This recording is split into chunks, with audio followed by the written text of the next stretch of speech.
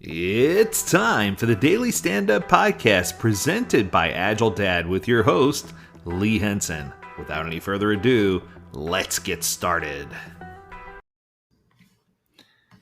In continuing with our Light the World series for this week, I'm having a lot of fun with this.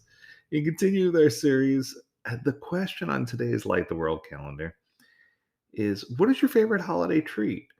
And then the next question is the best one. Who could you share it with to brighten their day? Now, I know that in my house we do a ton of cooking and baking. My oldest son is just a fantastic chef. He does anything he cooks is absolutely amazing. My wife is quite the baker and treat maker, and she's passed that down to our daughters. Now, my oldest daughter is celiac, so she doesn't do any of the gluten, but my youngest daughter is also excited about not only just regular snacks, but healthy snacks that we can have throughout the holidays. And one of the reminders that we have today is to find a way to brighten someone's day with a treat.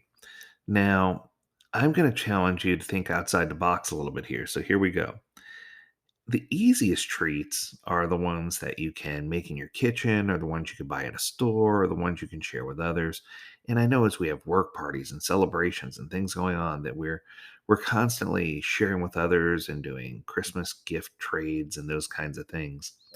But I think it's even more impressive and more important for us to dig a little deeper and find other ways that we can give, quote unquote, a treat to others. Can we treat others with kindness? Can we treat others with dignity? Can we treat others with respect?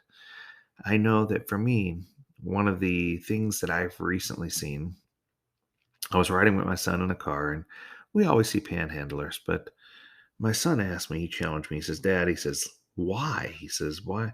He says, it's so hard to pull up next to one of those people when they're standing on the side of the road with a sign, especially if they're with their family, which makes it even more crazy. But they're sitting right on the side of the road, and you're stopped at a red light. And in this case, you're in a right turn lane, and there's no right turn on red. And there's a whole family standing there or sitting there, and their need appears to be great.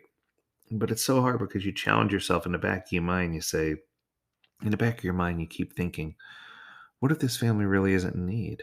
Or what if they don't have a specific need?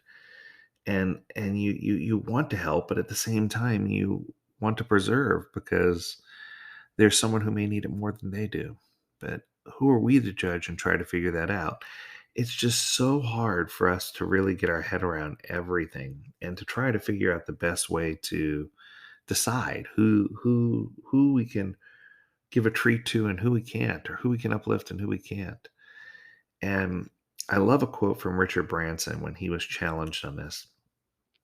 He said, I'll give to whoever I give to. He says, I'll try to give to everyone. He goes, because I'd rather be on the losing side, or I'd rather not be on the losing side of that battle. He said that at some point we're going to be held accountable for the people that we didn't help. But if we help everybody, they'll be accountable if they didn't need the help and asked for it. He says, at least he knows he'll be on the winning side of the battle. And I thought that was an interesting approach. So when you think about a way to treat others, um, find a way to uplift people, find a way to give back. That's what Light the World's all about.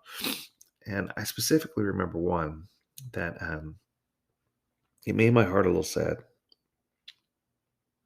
There was a young mother at church, and we were having a discussion, and she was talking about the joy of Christmas. And one of the things she said, she says, my kids, she says, they're still young and they don't necessarily understand. But I took the time to teach them that this Christmas they're going to have electricity, and that's their gift. Now, I don't know about you, but I've always had electricity. I couldn't imagine telling my child that their gift for Christmas would be electricity, that they'd have heat in their home and that they'd be comfortable. It just blows my mind that, here we are, and I live here in America, in Florida, and there are people who struggle to this degree, and yet we have so much. So I guess my message for today and my extended challenge is to dig a little deeper and make it a little more personal. Find someone that you can reach out to. A gentleman, an elder in our church by the name of Dieter F. Uchtdorf said, "Every time you notice someone in need and reach out in love, light will expand upon you and swell." I agree with that quote, and I think that we need to live up to that. We need to live to a higher standard.